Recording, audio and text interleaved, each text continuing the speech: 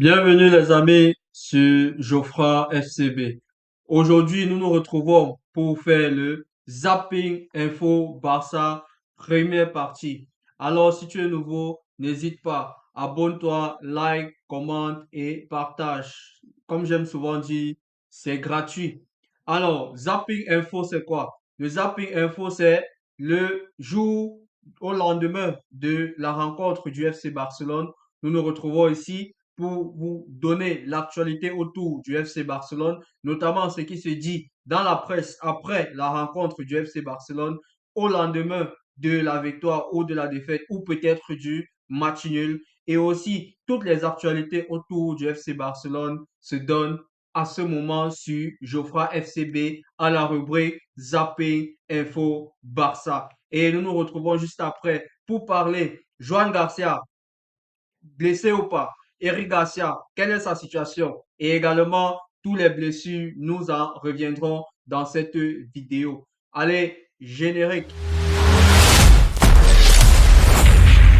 Nous allons commencer maintenant par ce qui se dit dans la presse en Espagne après la brillante qualification du FC Barcelone pour le prochain tour et notamment après le festival de buts qui a été donné par le FC Barcelone au Camp Nou contre Newcastle. Directement, nous allons commencer avec Mundo Deportivo qui titre Festival.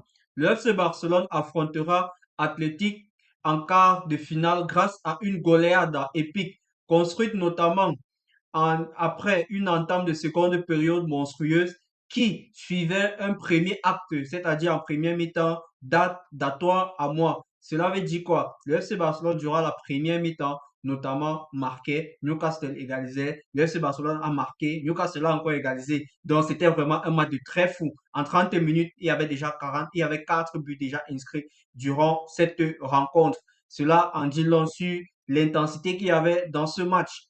Doublé pour Rafinha et Lewandowski, des doublés de Rafinha et Lewandowski pour accompagner les réalisations de Bernal, Lamine Yamal et Fermin. Plus de peur que de mal pour Joan Garcia. On en reviendra dans la vidéo. Les féminines du FC Barcelone sont en finale de la Copa de la Reine. Le journal Sport titre quant à lui en quart avec un festival. Goleada historique au Camp Nou. Rafinha et Lewandowski ont inscrit des doublés. Le Barça est dans le top 8 européen et affrontera l'Athletic au prochain tour. On en reviendra dans cette vidéo sur quand est-ce que le match aller aura lieu, quand est-ce que le match à retour aura lieu et aussi où se jouera le match aller et où se jouera le match retour. Restez jusqu'à la fin. Eric Garcia est sorti touché et Joan Garcia a dû être remplacé par Chesney. Voilà, on en reviendra dans la vidéo. Le journal Esportiu, quant à lui, salutation au Camp Nou, c'est-à-dire ciao, ciao au Camp Nou. Voilà, on était là, on a fait la fête. Voilà, comme pour dire, émerveillé par la performance des Blaugrana. Le Barça a roulé sur Newcastle après une seconde période magique qui a suivi une première partie où les points faibles étaient visibles. Voilà, on a parlé de ça dans le débrief d'hier. Pour ceux qui n'ont pas vu le débrief, vous pouvez aller voir la vidéo d'hier. Voilà, on a dit que durant la première mi-temps, il y a des choses qui n'ont pas marché, notamment, c'était ce moment de faiblesse-là que le journal a pu considérer. Donc, mais sinon, la deuxième mi-temps était magique.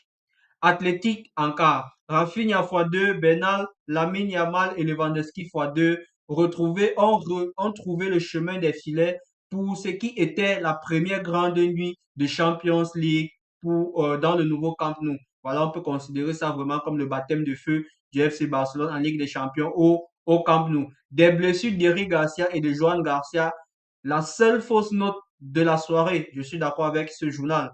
Les féminines sont en finale de la Copa de la Reine après une victoire 4 buts à 1.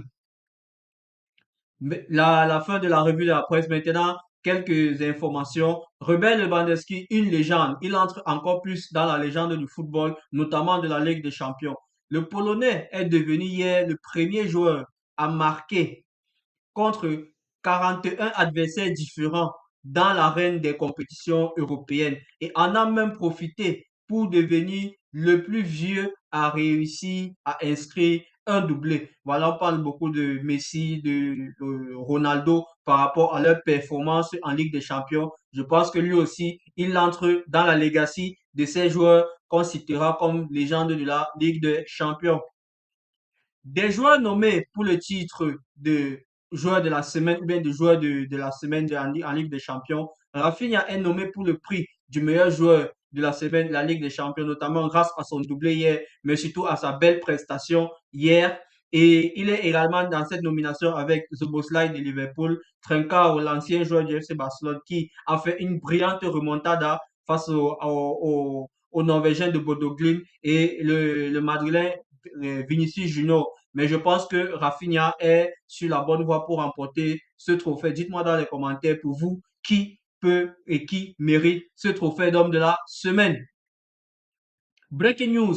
Barcelone a demandé à Manchester United de prêter Rashford pour une deuxième saison. Là, on ne sait pas. Est-ce que si ce coup se refait, ce sera un coup magistral et coup de génie. Je doute fort, Manchester veut soit garder Rashford, soit s'en débarrasser durant l'été prochain. Donc, ils ne veulent plus avoir, soit ils vont le vendre, soit ils vont le conserver. Voilà, il y aura prêté encore. Mais si ça arrive, nous sommes preneurs. Ça aide pour le fair play du club. Nous souhaitons un heureux et joyeux anniversaire au troisième gardien du FC Barcelone, Diego Cochen, qui fête aujourd'hui ses 20 ans. Pas une très belle carrière jusqu'ici, mais il fait son bout de chemin, il apprend aux côtés des grands. Bonne nouvelle, comme je disais dans le temps de jeu, Joan Garcia se porte plutôt bien. Les tests ont été effectués ce matin et ont confirmé qu'il n'avait aucune blessure au mollet. Le gardien du Barça sera donc disponible pour la réception du Rayo Vallecano ce dimanche au Camp Nou. Très bonne nouvelle pour nous, nous sommes beaucoup rassurés et je pense même que s'il est possible que le week-end il ne joue pas, ne fasse pas jeu parce qu'il ne faudrait pas qu'on prenne des risques et après cela nous cale au cou. Comme par exemple, on en reviendra sur le cas de Eric Garcia, voilà, qui est pratiquement hors jusqu'à après la trêve, quoi. Bonne nouvelle pour Eric Garcia. Le défenseur du Barça n'a pas eu besoin de passer des examens complémentaires ce matin. Sa sortie prématurée hier était simplement liée à sa surcharge musculaire qui le gênait déjà ces derniers jours. Il sera préservé lors de la prochaine échéance afin d'être à 100% pour les quarts de finale de la Ligue des Champions. C'est comme je disais, voilà, lui sera au repos pour ne pas prendre le risque parce que c'est l'un des joueurs qui est le plus utilisé par Hansi Flick depuis le début de cette saison. Donc, beaucoup de repos lui fera pas de mal. Bonne nouvelle, le Barcelone a engrangé jusqu'à 100,3 millions d'euros grâce seulement à sa participation à l'édition actuelle de la Ligue des Champions. Et je pense que cela aussi dû au retour au Camp Nou qui fait aussi beaucoup de bien au club avec les finances et tout. Et c'est aussi bien que l'esprit sportif se manifeste avec de bons résultats. À l'exception de Christensen, Barcelone pourrait récupérer l'intégralité de son effectif pour les quarts de finale de la Ligue des Champions. Joan Garcia et Eric Garcia ne sont pas blessés, comme on vient de le dire précédemment. Baldé, Frankie de Jong, Koundé feront leur retour après la trêve internationale. Ça, c'est une très très bonne nouvelle. Comme on dit, une nouvelle ne vient jamais seule. Donc, on a enchaîné des bons résultats hier et aujourd'hui, Joan Garcia n'est pas blessé, Eric Garcia ne sont pas blessés et Baldé, Koundé et Frankie de Jong feront leur retour juste après la trêve. Donc, on peut dire, voilà, il faut être abonné à toutes les pages, à la page pour pouvoir ne rien manquer après la trêve. Ça va être très, très intense. Donc, abonnez-vous. Alors, si tu es arrivé jusqu'à ce niveau, ça veut dire que le projet Zapping Info t'intéresse. Et si tu n'es pas encore abonné, fais-le, like, commente et partage.